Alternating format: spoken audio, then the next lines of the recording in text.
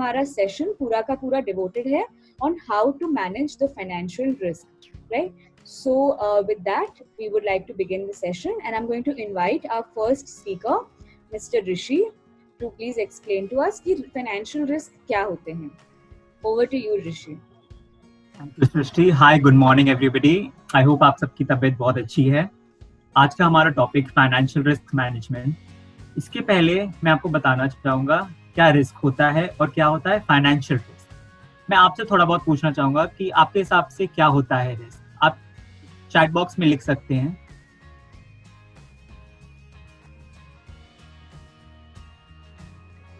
Yeah, better let's invite somebody. तो मैं invite करती हूँ अस्मिता. मैं रैंडमली नेम्स ले रही हूँ एंड जिनको भी अनम्यूट करके बोलना है वो बोल सकते हैं, ठीक है?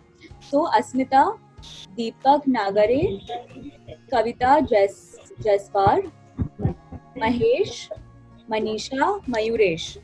तो इनमें से जो भी बताना चाहते हैं क्या रिस्क होता है, please go ahead and talk. Hello, Asmita में. Hello, Asmita please. हाँ, आवाज आ रही है मेरे? हाँ. रिस्क, फाइनेंशियल रिस्क मतलब जो हम जैसे कुछ लोन वगैरह लेते वही हो सकता है. और मतलब हमारी इनकम हम जज न करके अगर ज़्यादा लोन लेते हैं तो वो एक फाइनेंशियल रिस्क हो सकता है. आपने एक बहुत इम्पोर्टेंट पॉइंट बोला है इनकम के बारे में, जो हम आगे देखेंगे. Hello hello, we can hear you. Hello,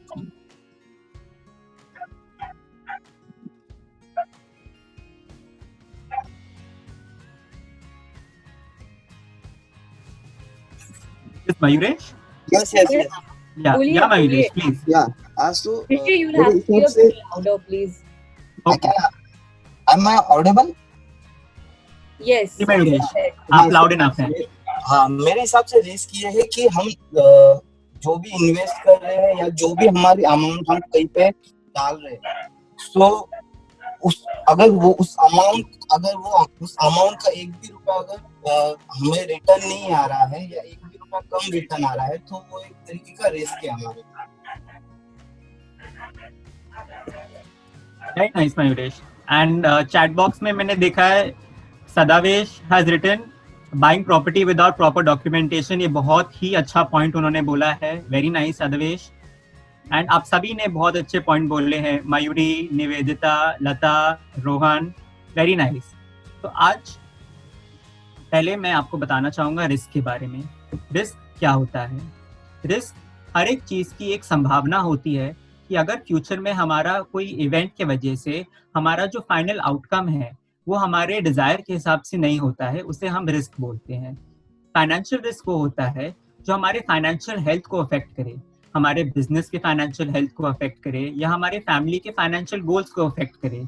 इसी वजह से अगर कोई इवेंट की संभावना की वजह से हमारा ये फाइनेंशियल हेल्थ जो है अगर वो अफेक्ट करता है, चेंज होता है, उसे हम फाइनेंशियल रिस्क कहते हैं. हम सभी जानते हैं कि रिस्क हर एक चीज में होता है. हम ऐसे नहीं कह सकते कि मुझे ये चाहिए पर मुझे रिस्क नहीं चाहिए. इसमें हर एक चीज में रिस्क होता है. एक एग्जांपल लेते हैं. बारिश का मौसम चल रहा है. हम सभी ऑफिस जाने से पहले हमें एक रिस्क रहता है कि ऑफिस जाते जाते या ऑफिस पहुंचने से पहले हम भीग ना जाएं. इस रिस्क को हम कम करने के लिए क्या करते हैं? हम अम्ब्रेला कैरी करते हैं, हम रेनकोट कैरी करते हैं हमारे साथ. इसी वजह से हम अपनी भीगने की जो संभावना है इसे कम कर देते हैं. पर इसी के साथ हमें ये भी एक पॉइंट लेना चाहिए कि हर एक रिस्क को अगर हम कम करते हैं किसी और चीज से, जिसे हम बोलते हैं ट्रांसफर ऑफ रिस्क, तो वो दूसरी चीज, जैसे हमारे एग्जांपल में अम्ब्रेला एंड रेनकोट है, तो रिस्क उसी चीज में चली गई. अभी हमारा रिस्क जो पहले था कि भीगने का रिस्क था, अभी हमारा रिस्क हो गया है कि ना तो हम अपना अम्ब्रेला कहीं भूल ना जाएं, हमारा अम्ब्रेला कहीं चोरी ना हो जाए. ये हमारे रिस्क हो गए अभी करंट. तो situation to situation, person to person हमारा रिस्क हमेशा चेंज होता रहता है. रिस्क हमेशा वॉलेटाइल होता है. ऐसा नहीं कि यही रिस्क होने वाला है 1 साल तक, 2 साल तक. या मेरे लिए, मयूरेश के लिए एक रिस्क है तो लता के लिए भी रिस्क वही रहेगा। रिस्क हर एक इंसान के लिए अलग अलग रहता है। ये एक ब्रीफ था हमारे रिस्क के बारे में। अभी हम जानते हैं हमारे main topic financial risk. Next slide please. Financial risk जैसे हमारे फाइनेंसेस होते हैं, हमारे फाइनेंसेस में 4 मेजर कंपोनेंट होते हैं। एक होता है हमारा इनकम, एक एक्सपेंडिचर, एक एसेट और लायबिलिटी। तो रिस्क भी जो है वो हर एक कंपोनेंट में होता है, चाहे वो रिस्क टू इनकम हो। रिस्क टू इनकम में हम ये जानना चाहेंगे, ये हम देखते हैं कि हमारा जो इनकम है, वो जो हमारा डिपेंडेबल सोर्स से जो इनकम आ रहा है वो हमेशा हमारा स्टेडी हो, उसमें कुछ रिस्क ना हो। क्योंकि अगर हमारा डिपेंडेबल सोर्स में जो डिपेंडेबल इनकम जो है, जो उसी में अगर हमारा रिस्क होगा तो वो हमारे फाइनेंशियल्स को सिक्योर उतना नहीं कर पाएगा। हम जिस इनकम से सेविंग करते हैं, उस इनकम से हम इन्वेस्टमेंट करते हैं, वो हमारी हैम्पर हो सकती है, क्योंकि हमारी फाइनेंशियल प्लानिंग में इफेक्ट हो जाएगा। ये पूरे हमारा जो फाइनेंशियल प्लानिंग है वो हमारे सेविंग्स और हमारे इनकम पे निर्भर होता है। तो हमेशा हमारे इनकम जो है उसमें हमें रिस्क हमेशा कम रखना चाहिए। अभी हम जाते हैं हमारे रिस्क टू एक्सपेंडिचर में। रिस्क टू एक्सपेंडिचर में अगर हम एक्सपेंस प्रॉपरली मैनेज करें, अगर हम अपने एक्सपेंडिचर को कुछ ज़्यादा ना बढ़ा दें, हम अपने एक्सपेंडिचर को लिमिट में रखें, तो हम अपने रिस्क को भी बहुत तरीके से कम कर सकते हैं। हमारा जो एक्सपेंडिचर है वो हमारे सेविंग्स, अगर हम बहुत एक्सपेंडिचर करने लगे तो हमारे सेविंग्स को अफेक्ट करेगा, हमारे वेल्थ मैनेजमेंट में इफेक्ट करेगा। क्योंकि हमने पहले सेशंस में देखा कि इन्वेस्टमेंट कैसे होता है। इन्वेस्टमेंट्स हमारे इनकम से होता है। अगर हम इनकम ही एक्सपेंडिचर में खर्चा कर दें तो हम इन्वेस्टमेंट्स में कैसे खर्चा कर पाएंगे।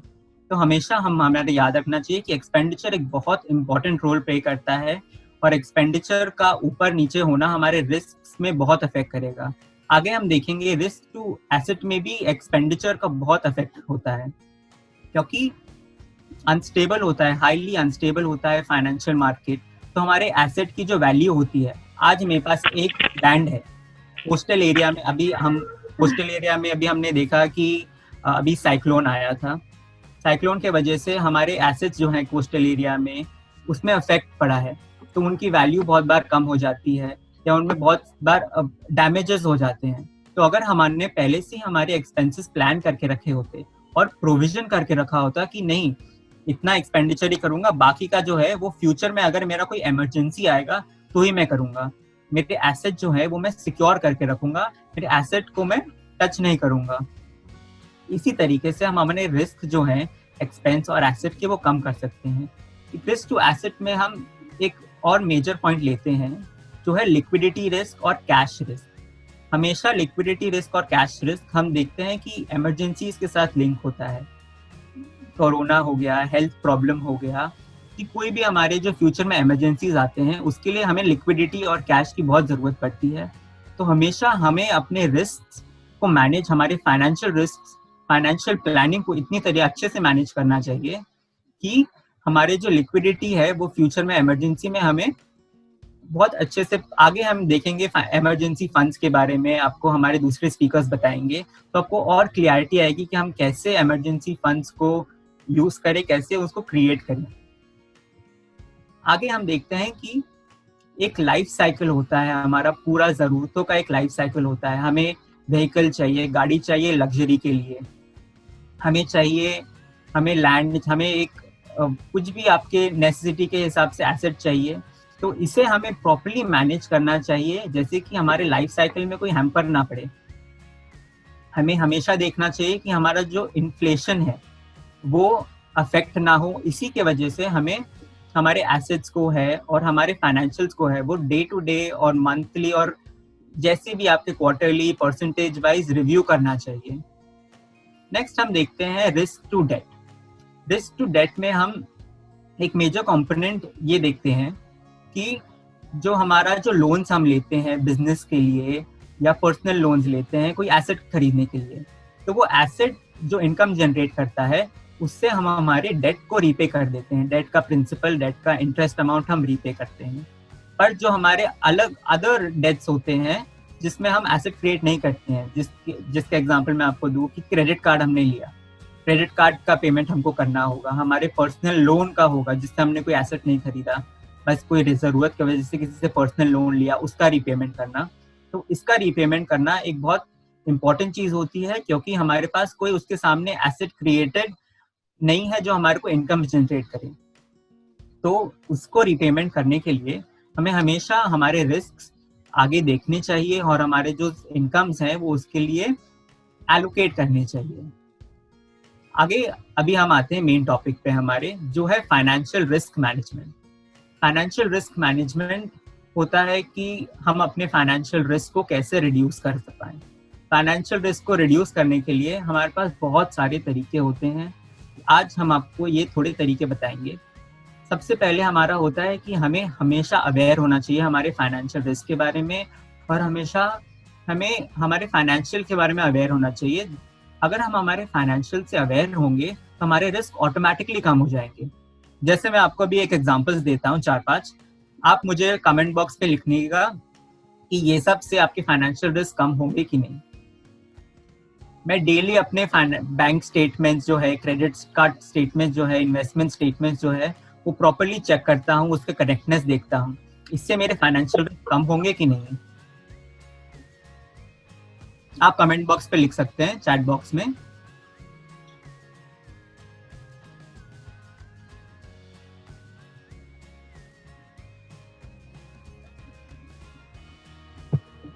जो बैंक स्टेटमेंट्स हैं, जो क्रेडिट कार्ड्स हैं और जो हमारे इन्वेस्टमेंट्स हैं, जो बिलिंग है, उसको हम प्रॉपर्ली अगर देखते रहें, प्रॉपर्ली उसकी करेक्टनेस को देखें, इससे हमारी फाइनेंशियल रिस्क जो है वो कम होगी कि नहीं होगी।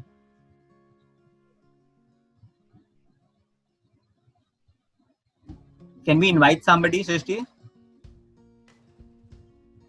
Yeah, Okay. actually, I Adesh? think अपने you can just pick anyone from the this thing chat box. We've already had replies Can I now. say? Nayan, Adesh, very nice. Can I say? Who is जी। this? Who is this? Lata here. Lata, I would request you to please give others a chance, and we'll invite you. Okay, you don't have Hello. to jump in. We'll automatically invite you. Rishi sir, Thank you. Parshuram यार। क्या Parshuram, please. Sir मुझे ऐसा लगता है कि सिर्फ देखने से या स्टेटमेंट चेक करने से कम होगी ये मैं नहीं मानता, मगर कंट्रोल करने से 100% कम हो सकती है वो। वेरी करेक्ट, वेरी मैं करेक्ट। सिर्फ देखते रहूंगा तो ऑब्वियसली कभी कम नहीं होगी। देखने से कम नहीं होगी, पर हम हमेशा देख सकते हैं कि हमारे जो क्रेडिट कार्ड्स में है उसमें कुछ ओवर लिमिट ना हो जाए, हाँ। उसमें कुछ हमारे इंटरेस्ट ना लग जाए। मगर उसके लिए हमें कंट्रोल करना चाहिए कि हम लोग क्रेडिट कार्ड क्यों यूज कर रहे हैं, किस तरीके से यूज कर रहे हैं, कहाँ पे यूज कर रहे हैं, दैट इज मोस्ट इम्पोर्टेंट है। और वो तो सब जन चेक करते ही है, मगर उसके साथ में उसको कंट्रोल में रखना अपना काम होता है। क्योंकि क्या हो जाता है कि क्रेडिट कार्ड एक ऐसी चीज है कि कोई भी कहाँ पे भी कैसे भी यूज कर लेता है। मेरे पास कार्ड है तो मैं मार देता हूँ, भले मेरे बैंक में 0 अमाउंट होता है फिर भी मैं क्रेडिट कार्ड यूज कर सकता हूँ। तो उससे क्या हो जाता है कि आपका जो रिस्क है वो बढ़ते जाता है, क्योंकि आपका जो आपका सेविंग है वो ऑटोमेटिकली कम होते जाता है। तो मुझे ऐसा लगता है कि उसको कंट्रोल में रखना जरूरी है। Very correct. ऋषि, मैं बोलना चाहता हूँ। Hello, is this Aadesh? Aadesh, Aadesh? Okay Aadesh. Yes Rishi, आपने जैसे बताया कि ये सबसे बहुत बढ़िया पॉइंट बताया कि आप देखते हो कि नहीं, तो फिलहाल मैं भी वैसे ही कहता हूँ कि हर एक मेरा जो जाने वाला इनकम है, जाने वाला आउटसोर्स है, वो सब मैं देख के पहला वो निकाल लेता हूँ, बाद में मैं सब ये करता हूँ। तो मुझे बहुत बढ़िया पॉइंट लगा कि आप ये सब चेक करते हो कि नहीं। तो बैंक का स्टेटमेंट देखता हूँ, जैसे कि LIC का देखता हूँ, किसी भी जैसे कि फोन बिल रहता है, केबल रहता है, रेंट वगैरह रहता है, वो सब जाने के बाद मैं मेरा खर्चा मैनेज करता हूँ। Very correct. तो इसी से हम आगे जैसे जाएंगे। ऋषि, आई एम शीतल, मैं बात करना चाहती हूँ, कर सकती हूँ? Yes yes please. या अभी हमारे 2 कलीग ने जब बताया कि हमारा जो भी इनकम सोर्स है हमें देखना है, देखने के बाद हम लोग कंट्रोल कर सकते हैं। जैसे आदेश ने भी बोला, हमारी जो आउटसोर्स है वो बहुत इंपॉर्टेंट है कि हम मंथली बेसिस पे कितना हमारा आउटसोर्स जाता है, उसके बाद जो बच्चे कुछ है वो हमारी सेविंग है। फिर हम आगे प्लान कर सकते हैं कि हमें आगे कुछ एसेट लेना है या नहीं लेना है। तो ऑटोमेटिकली हमें कंट्रोल के ऊपर भी ध्यान देना है। करेक्ट, वेरी नाइस शीतल। तो अभी हम आगे बढ़ते हैं। इसी में मैं आपको और एग्जांपल्स देता हूँ इसके बारे में कि हम जब भी हमारा कोई भी एसेट खरीदते हैं या हम जब भी कोई एक चीज खरीदते हैं तो हमेशा हम अपने वारंटी कार्ड उसका देखना चाहिए, हमेशा उसका प्रॉपर बिल लेना चाहिए कि फ्यूचर में रिस्क जो हो उस एसेट की तरह वो हम कम कर पाए। आगे हम देखेंगे कि बैंक बैलेंस, बैंक चेकबुक है वो हम प्रॉपर्ली रखना चाहिए। हमेशा हमारे जो भी एटीएम में हम जाएं, हमेशा ध्यान देना चाहिए कि हम एटीएम कार्ड वापस लेके जाएं।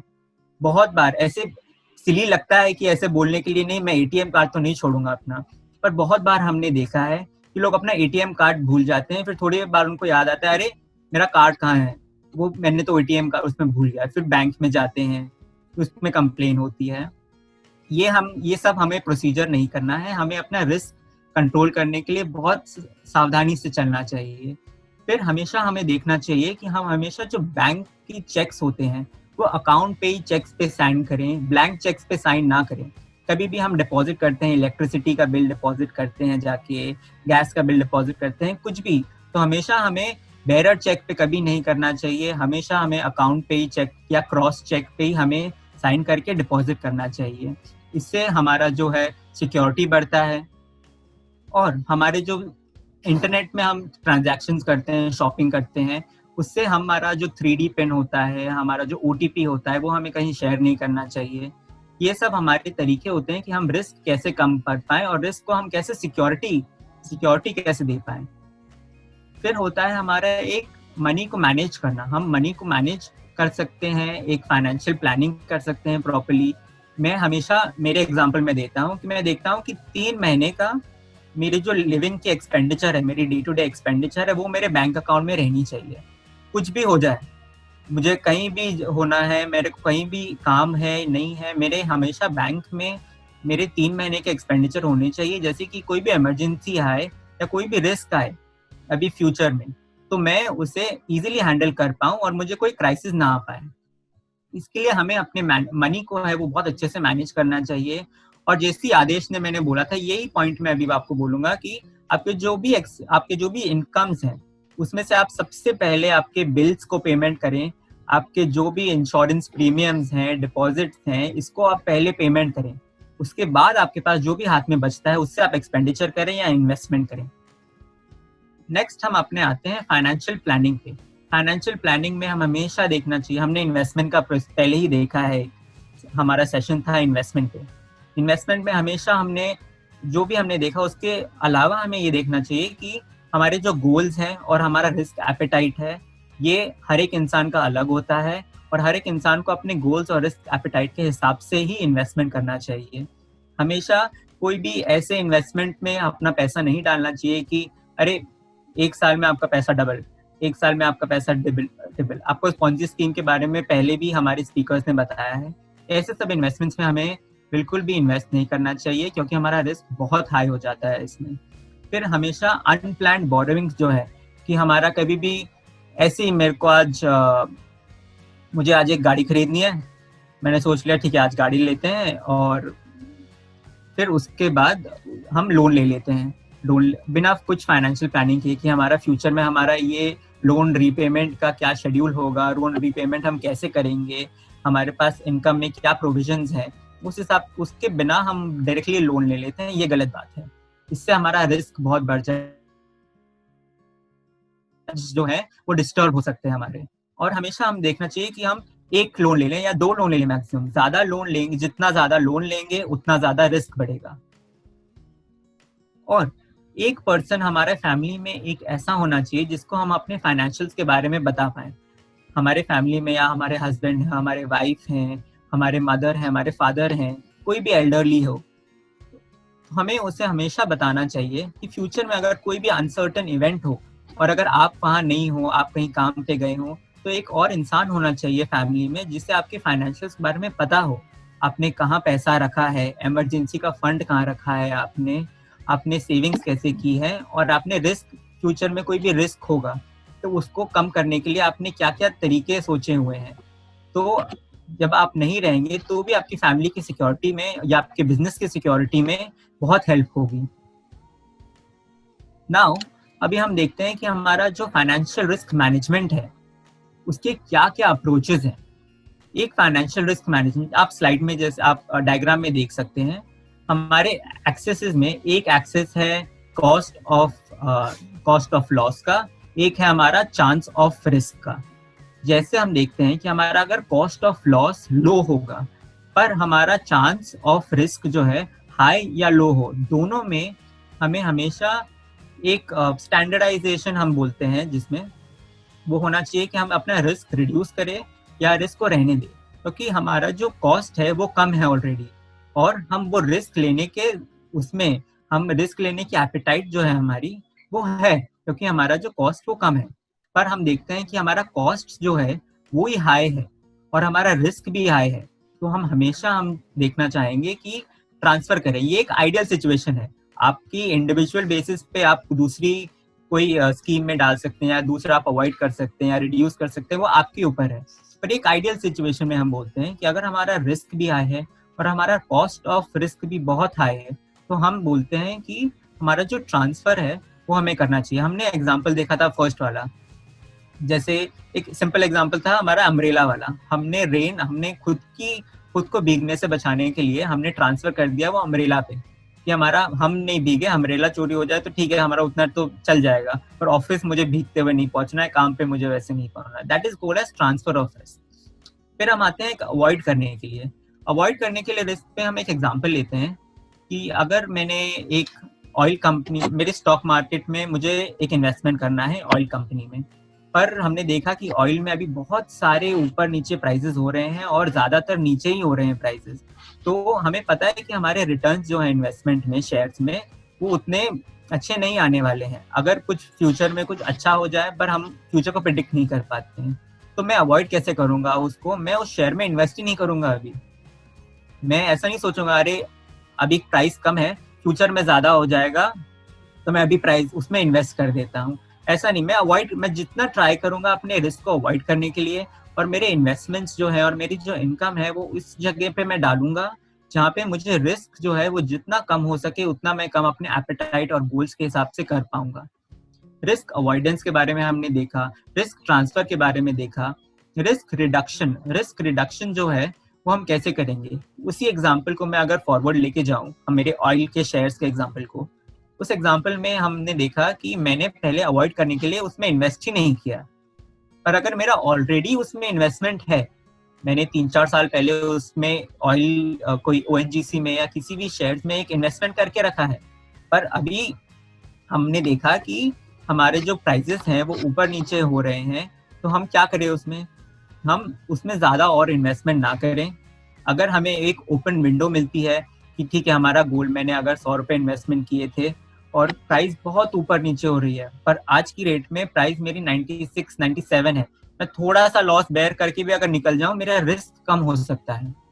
हमारे फाइनेंशियल प्लानिंग में ऐसा नहीं होता कि रिस्क बिल्कुल ही कम निकल जाऊं कि 100 है तो 100 ही निकले या तो 101 या ऊपर निकले। हमेशा हमारे फाइनेंशियल रिस्क मैनेजमेंट में हम ये देखते हैं कि हम रिस्क को कम कैसे करें। ये हमारा था कि हम अप्रोचेस कैसे करते हैं, हमारे ट्रांसफर्स अवॉइडेंस स्कीम्स कैसे होते हैं और हमारे रिस्क और फाइनेंशियल रिस्क क्या होते हैं। आगे I will please like to invite Naman, वो आपको बताएंगे कि रिस्क में आगे क्या होते हैं, रिस्क के मैनेजमेंट कैसे हो। अभी जैसे हमने सीखा कि कैसे क्या रिस्क होता है, हमें कैसे मैनेज करना चाहिए, राइट। सो देखते हैं कि पर्टिकुलर टाइप ऑफ रिस्क को हम कैसे अच्छे से मैनेज कर पाएंगे। Talking about risk to income, अभी इनकम क्या होती है, जैसे जो पर्सन सैलराइड है तो उसकी सैलरी वो इनकम हो जाएगी। फिर अगर किसी ने इन्वेस्ट कर रखा है तो उससे जो रिटर्न्स आ रहे हैं, इंटरेस्ट, जैसे अगर हाउस आपने रेंट पे दिया है तो रेंट, एंड जो बिजनेस पर्सन है तो उसका जो प्रॉफिट होगा that will be his income. So how you will manage your risk to income. जैसे अभी सैलरी है, राइट, तो सैलरी में क्या ये रिस्क होगा, ये सबसे कम रिस्क वाला इनकम है, because salaries are fixed monthly, तो इसमें काफी कम रिस्क होता है।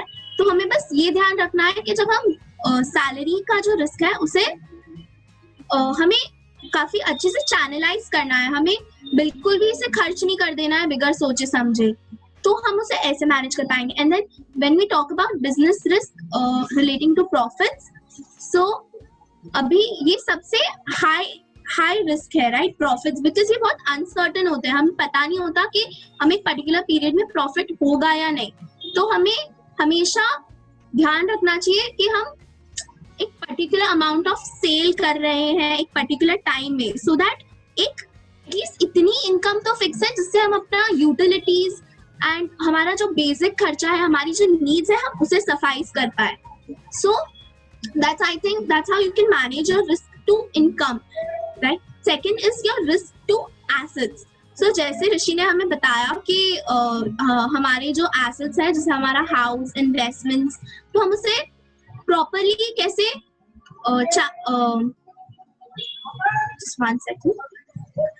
सो risk to assets, your like आपका जो हाउस है, तो जैसे अभी कोस्टल एरिया में कैसे तूफान आ गया, तो हम अगर जैसे हमें पता है कि ये आने वाला है, तो हम पहले से ही उसे थोड़ा सेफ कर ले। जैसे अभी किसी ने बताया कि उनका घर है जो बारिश के कारण टूटने वाला था, राइट, तो उन्होंने उस रिस्क को बचा लिया उसे पहले ही रिपेयर करके। So that is how you can manage your risk to assets. Similarly assets में हमारे इन्वेस्टमेंट्स आते हैं, जैसे कि शेयर्स हो गए and bank FDs and all. तो bank FDs are mostly safe, तो उसमें इतना डर नहीं होता। लेकिन when you talk about your investment in equity, तो वो काफी रिस्की होता है। तो हमेशा हमें हमारे जो रिटर्न्स है वो गॉज करने चाहिए, लाइक उसका एक ट्रैक रखना चाहिए कि क्या जो मैंने इन्वेस्ट किया है, एवरी 2-3 मंथ्स में you should have a look at it कि आपके जो रिटर्न्स है वो आ रहे हैं या नहीं, क्या ये कंटिन्यूसली लॉस में तो नहीं जा रहा है। So if it is going continuously in loss, देखिए अभी इसमें ऐसा होता है कि आपकी इकोनॉमी अच्छी चल रही है फिर भी आपका शेयर लॉस में जा रहा है, then it's an alarming point, you know, then you should keep a check कि क्या मेरे को कंटिन्यू करना चाहिए या नहीं। बट जब आपकी इकोनॉमी ही लो जा रही है, जैसे आज का सिनेरियो देखेंगे, आज हमारी इकोनॉमी ही स्लो डाउन में है और हमारे इन्वेस्टमेंट्स लो जा रहे हैं, so it is not that higher risk compare to the previous example, right. So this is how you can, you know, manage your risk to assets. I think Naman is connected, तो अगर नमन आपका properly चल रहा है तो आप step in करना चाहते हैं, because Yeah, I guess Naman should take this up. Naman, would you like to speak? still not audible. Okay, ठीक है, no problem. In the interest of time, we'll continue. Komal, you can just continue with this and then we'll see. Then the next is your risk to expenses.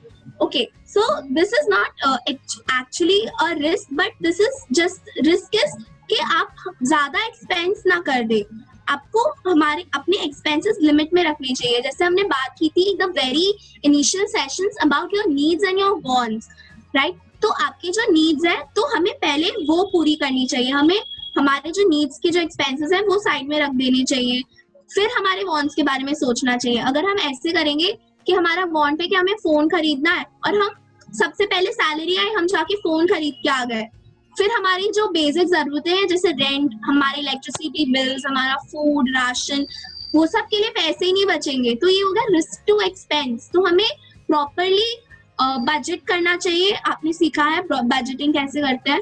So this is how you can reduce your risk to expenses. हमें avoid करना चाहिए हमारे bonds को, right, जो काफी unnecessary है। Bonds are not necessary, right, वो तो हम डिले कर सकते हैं जब हमारे पास एक एक्सेस सेविंग्स हो जाए या एक्सेस इनकम हो जाए, यू नो, ताकि जो हमारी आज की जरूरतें हैं वो हैम्पर ना हो।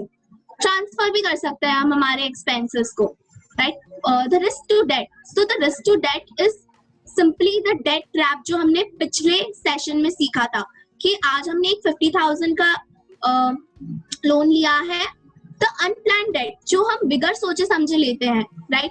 सो द अनप्लान्ड डेट जो हम बिगर सोचे समझे लेते हैं, कंजम्पशन एक्सपेंसेस, जो कंजम्पशन एक्सपेंसेस थे, if you remember the pilgrim expense, फिर जैसे हमें मैरिज करना हो, अगर हम इन चीजों के लिए डेट लेते हैं तो ये कंजम्पशन एक्सपेंस है जिससे हमें इनकम जनरेट नहीं हो रही। जबकि हम बिजनेस के लिए लोन लेते हैं तो वो एक बिजनेस लोन हो गया जिससे एटलीस्ट हमें इनकम जनरेट होगी ताकि हम हमारे EMIs पे कर सके, हमारे इंस्टॉलमेंट पे कर सके।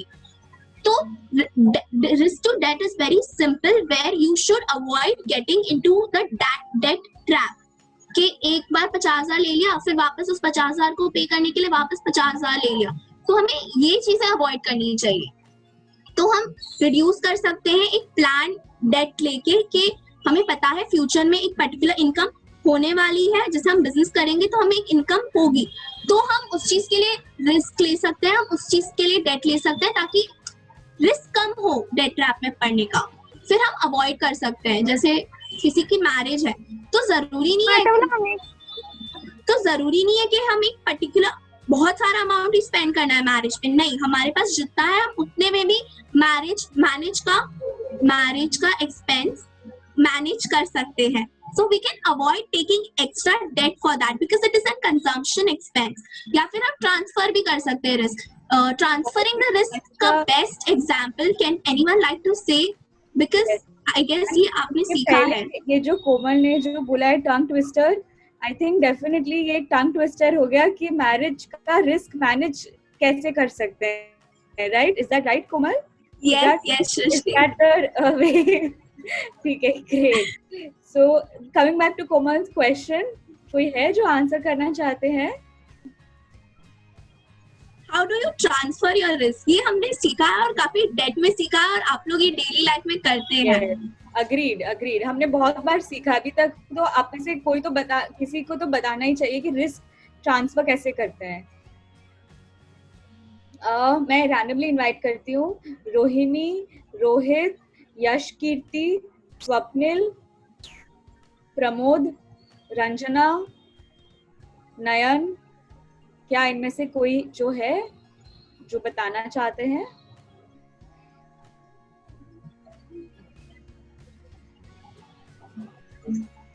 आप चैट बॉक्स में भी आंसर दे सकते हैं, it's just one word. Let's see, जिसको ये आंसर करेक्ट देगा उसको 100% सर्टिफिकेट मिलने ही वाला है, ठीक है? जब हम एंड में सर्टिफिकेट देंगे, ये सब होने के बाद, अभी हमारा एक सेशन बचा है, इसके बाद सबको सर्टिफिकेट मिलने वाले हैं। जो लोग अभी तक जिन्होंने अटेंड किया है मैक्सिमम सेशंस और जिन्होंने भी प्रॉपर्ली रिप्लाई किया है, जिन्होंने भी रिस्पॉन्ड किया है, हमारे सर्वेज वगैरह में उनके रिस्पॉन्सेज आए हैं, वो सबको हम डेफिनेटली सर्टिफिकेट्स देंगे। कोई है जो रिप्लाई करना चाहता है कि रिस्क कैसे ट्रांसफर कर सकते हैं? रिस्क ट्रांसफर करने का मेन क्या है skill? Okay, so I think I should say it because we are running short of time. Yeah, go ahead. Insurance, right? Do you remember? हम सब ये करते हैं लाइफ इंश्योरेंस। हम कैसे रिस्क एक इंश्योरेंस कंपनी पे ट्रांसफर कर देते हैं। लाइक अगर हमारे साथ कोई अनसर्टन इवेंट हो गई आगे जाके, जैसे हम लाइफ इंश्योरेंस, किसी की अनसर्टन डेथ हो गई तो हम लाइफ इंश्योरेंस लेते हैं, राइट? तो that is how you transfer risk to someone else, कि अगर आगे जाके कुछ हो गया तो आपने थोड़ा थोड़ा पैसा उन्हें दिया रहेगा in the form of premium, तो वो आपको आगे जाके अगर वो इवेंट हो जाता है तो आपको पैसे दे देते हैं, right? And then in the same way जैसे हम लाइफ इंश्योरेंस लेते हैं, हम बिजनेस के लिए भी काफी बिजनेस के लिए भी इंश्योरेंस लेते हैं। One of the example would be हम फायर इंश्योरेंस लेते हैं, जैसे, और लॉस ऑफ थेफ्ट मीन्स चोरी हो जाएगी तो हम क्या करेंगे? तो उसके लिए भी इंश्योरेंस कंपनी के पास काफी अलग अलग तरीके के इंस्ट्रूमेंट्स रहते हैं जिससे हम काफी टाइप के रिस्क उन्हें ट्रांसफर कर सके। So insurance is one of the best example कि हम हमारा रिस्क कैसे ट्रांसफर कर सके, right? Next, okay, so next there is an activity. तो Komal, I will conduct this activity, ठीक है? ओके, तो आप लोग बताइए कि इसमें से कौन से चीजों में फाइनेंशियल रिस्क है और कौन से चीजों में फाइनेंशियल रिस्क नहीं है, ठीक है? तो आप लोग सब चैट बॉक्स में आपके आंसर्स दीजिएगा। फर्स्ट है कि अगर मैं इन्वेस्ट कर रही हूँ ₹3,500 इन अ सेविंग्स बैंक अकाउंट, क्या ये सेविंग्स बैंक अकाउंट में मुझे कोई फाइनेंशियल रिस्क होगा जब मैं इन्वेस्ट करूंगी?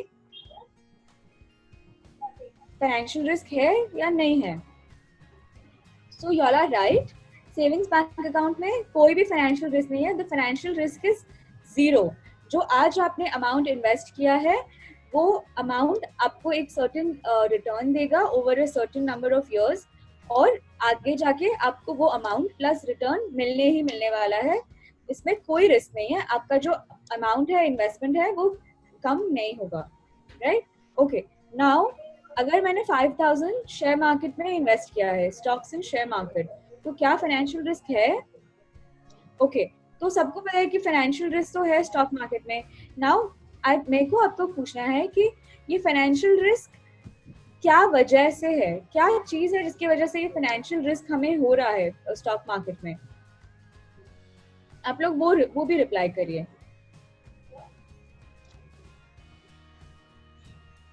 यस, प्राजक्ता इज करेक्ट कि शेयर मार्केट वैल्यू, जो शेयर मार्केट है उसकी वैल्यू अप डाउन होती है, राइट? वो ग्राफ हमेशा ऐसा रहता है, जिसके वजह से फाइनेंशियल रिस्क कभी बढ़ जाता है, कभी कम हो जाता है। Okay, perfect. So next is कि अगर मैंने सेव किया और मैंने इन्वेस्ट किया इन अ सेफ जगह पे for my children's future education, तो क्या इसमें फाइनेंशियल रिस्क है? यस, इट्स करेक्ट, इसमें कुछ भी फाइनेंशियल रिस्क नहीं है, no risk. Yes, great. Okay, now next मैं लास्ट पूछना चाहती हूँ कि गोल्ड ज्वेलरी, ठीक है, ज्वेलरी में गोल्ड में रिस्क है? ये थोड़ा ट्रिकी क्वेश्चन है, तो आप लोग सोच समझ के आंसर करेगा।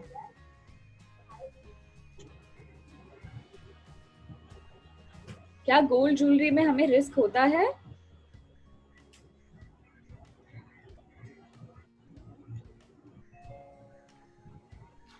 ओके, तो मैं देख रही हूँ सब लोगों ने मिक्स्ड रिस्पॉन्स दिया है, कुछ लोगों ने यस लिखा है, कुछ लोगों ने नो लिखा है। So actually the fact of the matter is कि गोल्ड ज्वेलरी में रिस्क हो भी सकता है, नहीं भी हो सकता है, राइट? इन जो शॉर्ट है वो गोल्ड ज्वेलरी में एक लेस रिस्क होता है।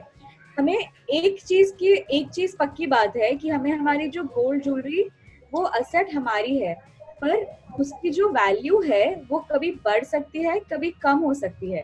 पर जनरली हम देखते हैं कि ये सब जो आइटम होते हैं गोल्ड के, उसकी वैल्यू हमेशा बढ़ती रहती है। तो ये रिस्क डेफिनेटली है, पर लेस रिस्क है। Okay, so it is a much less risk component, but risk is there. So that's it. Next slide please. तो लाइक यहाँ पे लिखा है कि सेविंग बैंक अकाउंट में नो रिस्क, शेयर मार्केट में हाई फाइनेंशियल रिस्क, ठीक है। और अगर आप देखेंगे कि गोल्ड में लो लेवल ऑफ रिस्क होता है, पर रिस्क जरूर थोड़ा बहुत होता ही है, पर इतना कम होता है कि हम कह सकते हैं कि ना के बराबर है, right? So thank you so much everyone for participating. Next I think Komal will be telling us all about emergency fund, कि इमरजेंसी फंड क्या होता है और उसकी क्या क्या जरूरतें होती है। So Komal, over to you. So hi again. तो इमरजेंसी फंड की बात करें तो आप में से क्या कुछ लोग मुझे बताएंगे कि एग्जैक्टली ये क्या होता है? मतलब प्लीज अनम्यूट एंड बताइए, एक जन भी बताइए मुझे इमरजेंसी फंड क्या होता है। मैं बोलूं कोमल? लता पहले देखिए किसी और को चांस मिलता है क्या, प्लीज। ओके, परशुराम बात कर रहा हूँ। Parshuram, anyone else? परशुराम आपने बोला आज के सेशन में, anyone else? There are 87 participants, please one of you all please unmute और बोलिए। हेलो। यस, सरिता बोल रही हूँ। जैसे हेल्थ को लेके हो गया, मतलब हमको पता नहीं है ना कि कभी भी कुछ भी हो सकता है हेल्थ को लेके, तो वो वहाँ पे यूज हो सकता है। ओके, सो आप emergency fund relating to health कहाँ इन्वेस्ट करेंगे? क्या आपने किया है इसके लिए? नहीं किया तो नहीं है मैंने अभी तक। अच्छा, नहीं किया है, तो आई एम श्योर आज के सेशन के बाद आप जरूर करेंगे। जरूर, right? So let's moving ahead, right? Thank you Sarita. तो अब हम बात करते हैं इमरजेंसी फंड क्या होता है। तो पिछले सेशन में हमने देखा कि financial planning, right? Financial planning में हमने सेट किए थे हमारे financial goals about our child's education, हमारे बच्चे की पढ़ाई के लिए। फिर हमने सेट किया था अबाउट रिटायरमेंट, कि हम रिटायरमेंट के टाइम पे हम पर्टिकुलर फंड्स चाहिए रहेंगे। और अबाउट मैरिज कि हाँ आगे जाके मैरिज है तो हम उसके लिए सेव करेंगे। तो जब हम फाइनेंशियल गोल्स की बात करते हैं ना तो हमारे पास ये फिक्स्ड रहता है, हमें पता है कि ये आने वाला है, हमें पता है कि हाँ 2 साल बाद हमें हमारे चाइल्ड के लिए पैसे की जरूरत पड़ेगी, तो ये हम डेफिनेट सेविंग करते हैं, हमें पता है ये होने वाला है इसलिए हम सेव करते हैं। बट जो इमरजेंसी की हम बात करते हैं ये सब होते हैं अनसर्टेन इवेंट्स, हमें नहीं पता होता ये होने वाला है या नहीं, जैसे बिजनेस लॉस हो गया, फिर मेडिकल इमरजेंसीज हो गई, तो हमें नहीं पता ये होगा या नहीं होगा, तो हम कभी इसके लिए सेव नहीं करते अलग से, राइट। तो ये इमरजेंसी फंड तो एक कॉमन फंड बना देते हैं कि आगे जाके अगर कोई रिस्क आया, ऐसा कुछ अनसर्टेन इवेंट आया कि हमने उसके लिए जमा नहीं किया है पर्टिकुलरली, तो हम एक इमरजेंसी फंड क्रिएट करते हैं। तो हम इसे हिंदी में क्या बोलेंगे इमरजेंसी फंड को, एनीवन? तत्कालीन राशि। Yes, correct. तो हम इसे ना गुप्त धन भी बोलते हैं, मतलब हम छुपा के रखते हैं इसे, किसी को बताते नहीं है कि हमारे पास ये है, right. So okay, right. So what exactly is your emergency fund? So emergency funds जो होते हैं ना वो हमारे इन्वेस्टमेंट्स नहीं होते, वो ना बिल्कुल इन्वेस्टमेंट नहीं होते, क्योंकि वो हम एक पर्टिकुलर चीज को लेके नहीं कर रहे। तो ये एक इंश्योरेंस के तरीके पे होता है कि अगर आगे जाके कुछ रिस्क आया तो हम खुद को सिक्योर कर सकते हैं। ये इंश्योरेंस इस सेंस में है कि हम खुद को इंश्योर कर रहे हैं, हम इंश्योरेंस कंपनी पे ट्रांसफर नहीं कर रहे हैं। तो ये एक इंश्योरेंस फंड होता है जो हम खुद को इंश्योर करने के लिए रखते हैं, right. So now we talk about the importance of your emergency fund. तो ये ना एक सेंस ऑफ सिक्योरिटी देता है हमें कि आज हम काफी स्मूथली चल रहे हैं। फिर एक जैसे हम कोविड की बात करें तो ये काफी इमरजेंसी वाली बात है, काफी लोगों के जॉब्स चले गए होंगे, काफी लोगों का इनकम बंद हो गया है। तो अगर किसी ने पहले से ही अपनी सेविंग्स थोड़ी सी इमरजेंसी फंड, मतलब ऐसे अनसर्टेन चीजों के लिए बचा के रखा होगा, तो इससे क्या होगा ना कि जो आप नॉर्मली जो आपने सेविंग्स की होगी दूसरी चीजों के लिए, आपके फाइनेंशियल गोल्स के लिए, वो हैम्पर नहीं होगी, वो तो रहेगी, बस वो उनमें बिल्कुल भी नुकसान नहीं होगा। आपकी जो चाइल्ड एजुकेशन है उस पे नुकसान, वो आपको फंड नहीं यूज करना पड़ेगा। लेकिन अगर आपने इमरजेंसी फंड रखा होगा तो आज आप कोविड के सिचुएशन में उसे हैंडल कर सकते हैं, आपका और कुछ हैम्पर नहीं हो रहा है, आपको बिल्कुल टेंशन नहीं आ रही होगी, काफी स्मूथली निकल रहा है आपका। जो भी अनएक्सपेक्टेड इवेंट्स हैं वो हम अच्छे से सफाई कर सकते हैं, हमें टेंशन नहीं होगी कि आज क्या करें, क्या ऐसा तो कुछ भी नहीं होगा हमारे साथ। पैनिक सिचुएशन बिल्कुल नहीं आएगी, ना ही हमें बोरो करना पड़ेगा, बिकॉज ये तो कंजम्पशन एक्सपेंसेस होगा नीड्स के लिए, तो हम बिल्कुल बोरो नहीं करते इन सब चीजों के लिए। तो जब हमारे पास इमरजेंसी फंड होगा तो हमें बोरो नहीं करना पड़ेगा बाहर से, हमारे पास ऑलरेडी इन चीजों के लिए हम प्लान रहेंगे। तो ये अगर, और ऐसा भी होता है कि अगर हमारे पास इमरजेंसी सिचुएशन नहीं भी आई, चलो बहुत अच्छी बात है, बिल्कुल नहीं आई, तो जो इमरजेंसी फंड होगा वो आगे जाके एक एक्स्ट्रा वेल्थ भी क्रिएट कर सकता है। देखिए सेव करना नुकसान वाली बात तो है नहीं, हम सेव ही कर रहे हैं, इसे खर्च तो नहीं कर रहे हैं, तो ये आगे जाके एक वेल्थ भी क्रिएट कर देगा अगर ये यूज नहीं हुआ तो, राइट। सो ये थोड़ी बहुत चीजें हैं जिनके लिए इमरजेंसी फंड यूज करना होता है। जैसे अगर हमें मेडिकल इमरजेंसी आ गई तो इसके लिए हम मेडिक्लेम लेते हैं, राइट। हम देखेंगे कि हम मेडिक्लेम लेते हैं, एक फैमिली मेडिक्लेम लेते हैं कि अगर आगे जाके कोई बीमार पड़ गया, किसी को कोई कुछ तकलीफ हो गई, तो हम इसके लिए मेडिक्लेम लेके रखते हैं। जॉब लॉस, अभी कहीं जगह होता है कि हमारा जॉब फिक्स नहीं होता, राइट। तो अगर जॉब लॉस हो गया तो ये तो काफी पैनिक वाली सिचुएशन है, बिकॉज हमारी इनकम बंद हो जाएगी। तो इस सिचुएशन में अगर हमने सेविंग्स कर रखी होगी up to 3 months of your basic necessities, तो हम एक पैनिक सिचुएशन से बच जाएंगे, हमें टेंशन नहीं रहेगी। और जब तक में हम एक नया जॉब भी ढूंढ लेंगे, डेट ट्रैप, ऑफ कोर्स, जैसे हमें अगर बिजनेस के लिए लोन लेना पड़ा, राइट, तो वो एक डेट है, लेकिन हमने प्रेडिक्ट किया था कि हमें इनकम होगी, बट जरूरी नहीं है कि हमें इनकम हो, ये तो एस्टिमेशंस है, राइट। सो हमें लॉस हो गया आगे जाके बिजनेस में, तो हम डेट नहीं पे कर पाएंगे, तो डेट ट्रैप में चले जाएंगे। तो उससे बचने के लिए अगर हमने एक इमरजेंसी फंड तैयार रखा होगा तो हम उस डेट को उस इमरजेंसी फंड से पे कर पाएंगे, राइट। सो देखिए, इमरजेंसी फंड ना कोई एक पर्टिकुलर इवेंट के लिए नहीं करते हम, बस एक सिचुएशन के लिए करते हैं कि आगे जाके अगर कुछ रिस्की सिचुएशन आ गई तो हम उसे कैसे यूज करेंगे। तो हम ये सारी जो सिचुएशंस आपके सामने है, medical emergency, job loss, debt trap, ये इमरजेंसी सिचुएशन है जिसके लिए आप फंड यूज कर सकते हैं, राइट।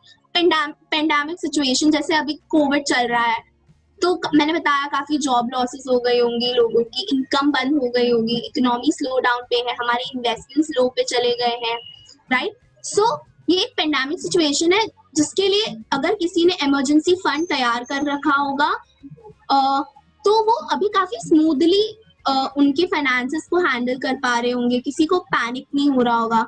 जैसे I remember one of the person, उन्होंने बताया था आप में से कि उनके डैड ने कैसे सेविंग्स कर रखी थी और उन्हें बाद में पता चला कि उनके पेरेंट्स ने सेव कर रखा था, ताकि अब अभी के सिचुएशन में वो काफी स्मूथली अपने फाइनेंस हैंडल कर रहे हैं। एंड अदर फाइनेंशियल क्राइसिस की हम बात करें तो अगर किसी ब्रेड अर्नर की, मतलब जो आपकी फैमिली में जो है, जो पैसे कमाते हैं, अगर उनका लॉस, मतलब उनका डेथ हो गया, तो वो एक फाइनेंशियल क्राइसिस में आ जाएंगे आप, because there will be no person, कोई होगा नहीं जिससे जो कमा के लाए, राइट। हमारी इनकम एक तरीके से स्टॉप हो जाएगी। सो दैट वो ऐसे जो फाइनेंशियल क्राइसिस आते हैं, हम उसे फंड कर सकते हैं इमरजेंसी फंड के द्वारा। तो अब बात आती है कि हमें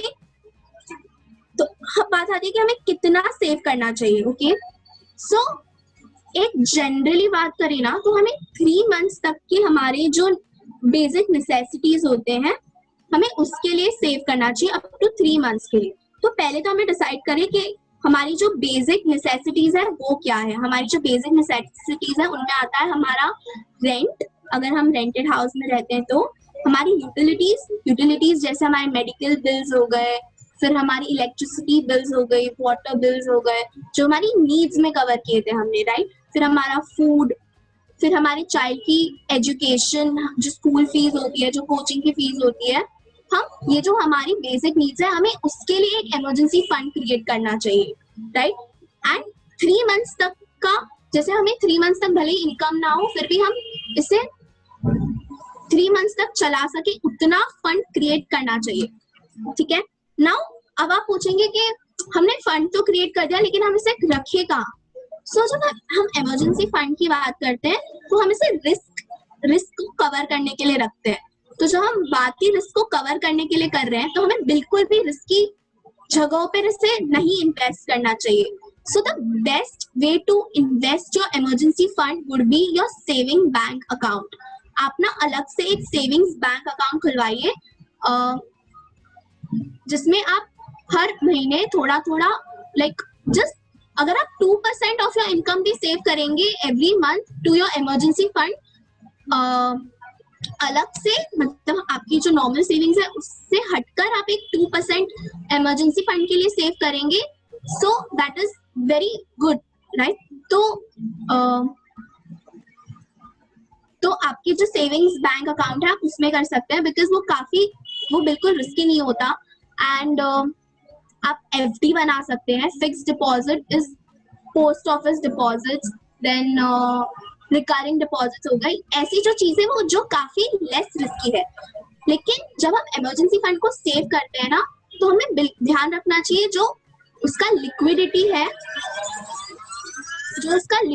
है, लिक्विडिटी की बात करें तो हम कितना क्विकली उसको कैश में कन्वर्ट कर सके। जैसे हमने FD की बात की, तो FD जो है ना, तुरंत बैंक में जाके उन्हें बोल सकते हैं कि हमारा FD रिसीट है, आप हमें कैश दे दीजिए इसके बदले। लेकिन आप गोल्ड इन्वेस्टमेंट्स की बात करेंगे, भले ही वो सेफ है, वो रिस्की नहीं है, लेकिन वो तुरंत लिक्विड एसेट नहीं है, वो तुरंत आप कैश में नहीं कन्वर्ट कर सकते, आज की आज तुरंत नहीं। आपको पहले देखना पड़ेगा कौन रेडी है आपका गोल्ड खरीदने के लिए। फिर आपको ये भी ध्यान रखना पड़ेगा कि उसमें कैपिटल गेन्स, जैसे इनकम टैक्स की काफी उसमें जरूरतें आ जाती है जब आप गोल्ड बेचने जाते हैं। ये थोड़ा टीडियस प्रोसेस है, मतलब कि थोड़ा लंबा प्रोसेस हो जाता है। तो और इसमें काफी तुरंत से लिक्विडिटी नहीं आती, जो हम इमरजेंसी फंड है हमें तुरंत जरूरत पड़ती है, क्योंकि वो इवेंट आज हो रहा है, तो आज हम तुरंत कैसे कैश में कन्वर्ट कर पाएंगे, हमें ऐसे एसेट्स में डालना चाहिए, ठीक है। So let's move on to an activity now. Okay, so कोई रीड करना चाहेगा ये activity? Let's invite Ajay Chavan, Amit Mandalu, Asmita Pawar, Deepak Nagare, Ekta Gajala, Gautami. Hello. Deepak. Yeah, can I? Who's this? Ajay Chavan. Yes. Yes. Yeah. If there are two earners in the house and they keep aside just ₹50 daily from their daily income, then how much amount they will save daily, monthly and yearly? Yes. तो आप इसका answer देना चाहेंगे? Daily 50. Daily 50 is just example. तो आप अगर daily 50 rupees, अगर 2 जन है, जैसे आप और आपकी पार्टनर, अगर आप दोनों अर्न करते हैं और आप daily 50 rupees is just an example, आप 10 रुपीज भी रख सकते हैं डेली असाइड, तो वो एक मंथ में कितना जमा हो जाएगा? डेली 50 दो लोग कर रहे हैं तो 3000 रुपीज पर मंथ हो जाएगा। करेक्ट। तो अगर हम ऐसे ही देखें तो ये जो है डेली 50 रखेंगे तो मंथली 3000 हो जाएगा और ईयरली 12000 हो जाएगा। तो इससे एक डेली का 50 कंट्रीब्यूट करना कोई बड़ी बात नहीं होगी मुझे लगता है, लेकिन जब हमें इसकी जरूरत पड़ेगी तो एक साथ में 12000 निकालना ना बहुत नहीं आसान नहीं होता, एक साथ में इतना बड़ा चंक ऑफ अमाउंट निकालना, राइट। तो अगर हम डेली 50 निकालेंगे ना तो एक फंड क्रिएट हो जाएगा जो हम इमरजेंसी में यूज कर पाएंगे। क्या आपको समझ रहा है? Okay. So next, over to you, Naman. Would you like to speak? Yeah, I can. I will like to speak. I'm audible now? Yes. Yeah. Hello guys, कैसे हो आप लोग? So अभी तक आप लोग ने देखा इमरजेंसी फंड क्या होता है, इमरजेंसी फंड को कैसे मैनेज किया जाता है, इमरजेंसी फंड किस किस चीज के लिए होता है, वो सब देखा। और हमें जो स्पीकर है कोमल, उनने बहुत अच्छी तरह समझाया। अब हम देखते हैं कि ये जो इमरजेंसी फंड है ना, वो कैसे क्रिएट किया जाता है। इमरजेंसी फंड कोई नया कॉन्सेप्ट नहीं है, इसको खाली ऐसे बोलते हैं सेविंग्स बैंक का एडवांस वर्जन बोल सकते हैं। सेविंग्स बैंक में जैसे अपन सेविंग्स करते हैं बैंक के अंदर जाके, वैसे इमरजेंसी फंड के लिए भी करना होता है। बस इमरजेंसी फंड को स्पेसिफिकली सिर्फ नीड्स के लिए यूज करना चाहिए, वांट्स के लिए यूज नहीं करना चाहिए। सो अपना जो इमरजेंसी फंड कैसे क्रिएट करते हैं, उसका step 1, open a separate saving bank account. Means आप जैसे बैंक अकाउंट अलग एक बैंक अकाउंट बनाते हो, वैसे ही एक अपने को इमरजेंसी फंड के लिए भी एक बैंक अकाउंट बनाना चाहिए। बेसिकली आप देखो तो बहुत सारे बैंक्स आजकल इमरजेंसी फंड्स के लिए बहुत सारे स्कीम्स एंड बहुत सारे टर्म्स एंड कंडीशन देती है जो बहुत फेवरेबल होती है। तो वो अपने को के उधर जानकारी करनी पड़ती है and then they will give a good amount of that terms and condition to us. Second, maintain a balance to cover at least 3 months of living expenses. ये तो हमारे दो स्पीकर ऋषि एंड कोमल दोनों ने ये बात बोली है कि कम से कम हमको 3 months ऑफ एक्सपेंसेस तो हमको रखना ही चाहिए। जैसे आप देख रहे हो लास्ट 2-3 months से अपना लॉकडाउन हुआ है कोविड-19 की वजह से, उसकी वजह से बहुत सारे लोगों को इनकम की प्रॉब्लम पड़ रही है, चाहे वो बिजनेसमैन हो कि सर्विसमैन हो, सबको इनकम की प्रॉब्लम पड़ रही है। लेकिन आज के टाइम पे जो लोगों ने 3 months की सेविंग की हुई है ना, उनको थोड़ा कम प्रॉब्लम पड़ रही है। And third, forget about until it's absolutely necessary. Third ये बोलना चाहता है कि अपने को सिर्फ नीड्स के लिए ही यूज करना चाहिए। मीन्स कोई बहुत ही ज्यादा इमरजेंसी आ जाए, लाइक मेडिकल या जॉब लॉस या लाइक पैंडेमिक सिचुएशंस या कोई डेट्स बहुत ज्यादा खड़े हो जाए, तो ही अपने को ये इमरजेंसी फंड यूज करना चाहिए। बाकी इमरजेंसी फंड ट्राई करना चाहिए ना यूज करो, ज्यादा से ज्यादा अपने को ये सेविंग्स में से जितना हो सके उतना यूज करना चाहिए, बट अपने को इमरजेंसी फंड एकदम नेसेसरी हो तभी यूज करना चाहिए। कोमल, नेक्स्ट स्लाइड।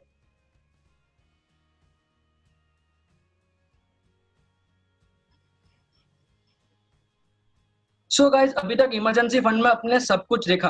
सो अभी ये जो लास्ट स्लाइड है हमारी बिफोर द एक्टिविटी, इसमें हम आपको पूरा का पूरा समरी देते हैं कि इमरजेंसी फंड कैसे बनाते हैं। So we had make the one word invest. Invest का आई इनकम। आपने एक देखा होगा, एक अपना सेशन हुआ था प्रीवियस सेविंग्स के अंदर, उसमें अपने डिसाइड किया था कि 20% मीन्स 1/5 ऑफ योर इनकम है ना आपका इमरजेंसी फंड में जाना चाहिए। इससे क्या होता है कि कभी भी आपको जरूरत पड़े ना तो इमरजेंसी फंड आप यूज कर सकते हो। नीड्स, इन्वेस्ट का एन का नीड्स मतलब स्ट्रिक्टली यूज फॉर नीड्स, मतलब फॉर लग्जरी पर्पस आपको ये यूज नहीं करना चाहिए। आपकी कोई जरूरत के एसेंशियल सामान हो ना तो यूज करना चाहिए। इमरजेंसी फंड बेस्ट यूज है अभी लॉकडाउन पेंडेमिक के वक्त। इन्वेस्ट का वी वैल्यू, इमरजेंसी फंड और सेविंग्स है दोनों एक ही वैल्यू पे खड़े हैं। जस्ट सेविंग्स ऐसा होता है कि वो अपन नॉर्मली भी यूज कर सकते हैं। इमरजेंसी फंड को वी शुड ट्राई कि उसको कितना से कि अपने को बड़ा अमाउंट करना चाहिए और जब जरूरत पड़े तभी उसको यूज करना चाहिए। इन्वेस्ट का E for emergency, emergency fund का खुद मीन्स है कि इमरजेंसी के टाइम पे यूज करो। इसको फालतू का यूज करोगे ना आप लोग तो कभी भी ये सेविंग्स और इमरजेंसी फंड में कभी आप डिस्टिंक्ट नहीं कर पाओगे। As for savings, emergency fund में कैसे, अभी जैसे आपने एक एक्टिविटी किया रेगुलरली सेव 50 या 20 रुपीज, फॉर एग्जांपल ये था, तो आपको रेगुलर सेव करना पड़ेगा। आप अगर आप ये रेगुलर सेव करोगे ना तो आप देखोगे at the end of the year आपका एक बहुत अच्छा अमाउंट खड़ा हो जाएगा अपने बैंक अकाउंट के अंदर, और इसको आप एक एज अ सेफ्टी के लिए यूज कर सकते हो। Last timing, time like emergency fund आज फोर्टनाइटली या रातों रात नहीं खड़ा हो जाएगा, आपको उसको टाइम देना ही पड़ेगा। मिनिमम मैं बोलूँ तो कम से कम 1 ईयर तो आपको देना ही पड़ेगा इमरजेंसी फंड को, तो वो एकदम अच्छा अमाउंट आपको दिखेगा। कोमल नेक्स्ट स्लाइड। सो ये हमारी last activity for a day है, फॉर दिस सेशन है।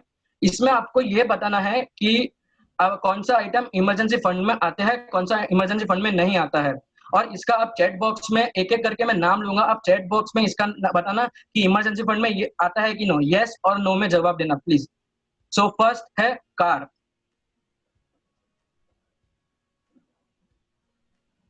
या वेरी गुड, कार नहीं आता है इमरजेंसी फंड के अंदर। या वेरी गुड। सेकंड है एजुकेशन। या एजुकेशन तो सबसे एसेंशियल चीज है अपने के लिए, आज की चीज के लिए। एजुकेशन तो इमरजेंसी फंड में आता ही है। थर्ड है shopping clothes.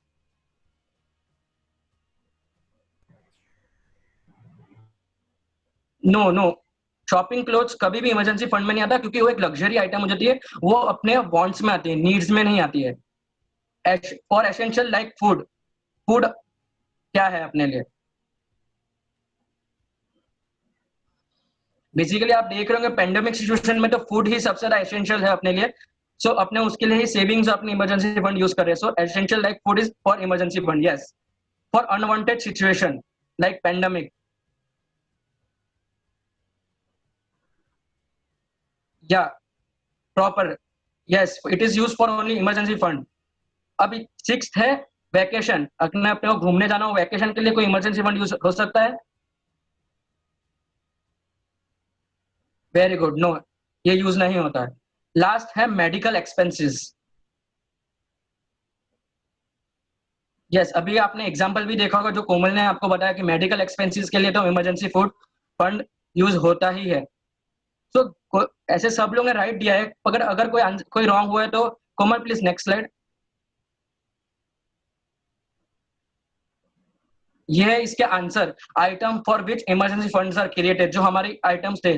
So medical, education, for essential like food and for unwanted situation, ये है हमारा इमरजेंसी फंड्स के लिए यूज, इमरजेंसी फंड इसके लिए यूज हो सकता है।